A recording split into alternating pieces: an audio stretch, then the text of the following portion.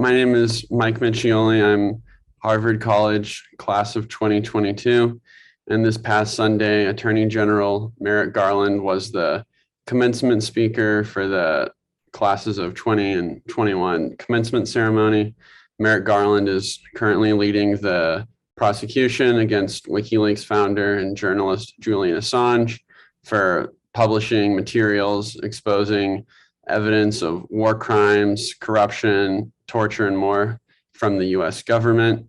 And this case is a threat to the First Amendment and to all investigative journalists everywhere.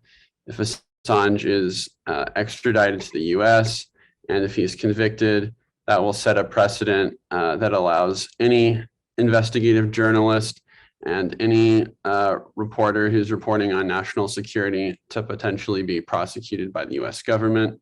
So this past Sunday, a group of about 15 or so people with me who are local Boston area Assange activists and other Harvard affiliates stood outside of the Harvard Yard across the street and gave speeches and protested against Merrick Garland for about 2 or 3 hours, urging him to drop the case against Julian Assange.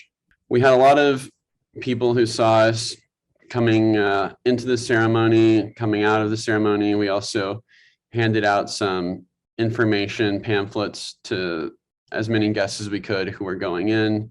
And then we also had a couple of people who were inside the ceremony who were students who held up Merrick Garland Free Assange signs. So we definitely had a decent amount of attention and a lot of eyes on us. So hopefully we were able to draw some attention. The Assange case has not been covered nearly enough in the US media.